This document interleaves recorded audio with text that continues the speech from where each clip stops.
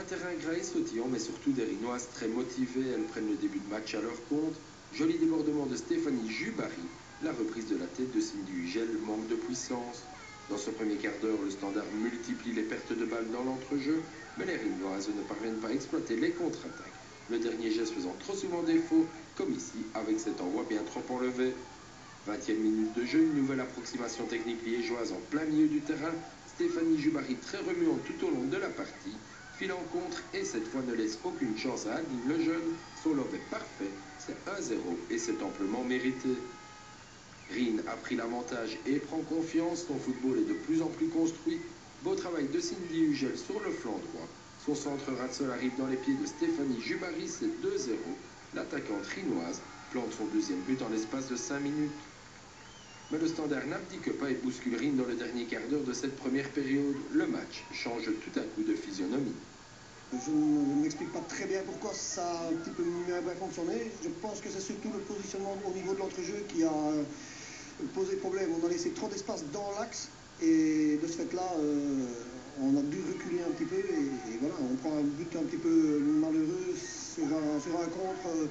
Ce contre, le voici, Pauline Brilov file à la limite du hors-jeu. Sandrine Boulanger ne peut que dévier dans les pieds de Sarah Anotio qui fait 2-1, score au repos.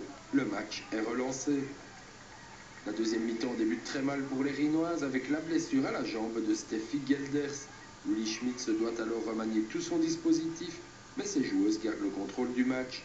Les occasions se succèdent, malheureusement, la concrétisation fait défaut. Et comme souvent dans ces cas-là, il suffit d'une opportunité à l'adversaire pour planter un petit but. Sylvie Moore file dans le dos de la défense et égalise, c'est 2-2. Il reste 20 minutes à jouer.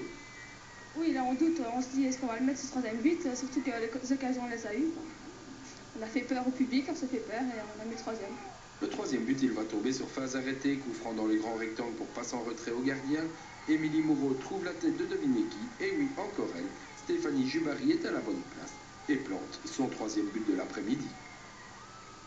Oui, c'est vrai, mais si j'avais plus le ballon par les filles derrière, je n'aurais pas su marquer. Donc on gagne ensemble, c'est les trois buts favorisent l'équipe, la première. 3-2, Rin s'impose donc dans un match au sommet qui aura tenu toutes ses promesses. Les Mauvais Blanches sont premières du classement.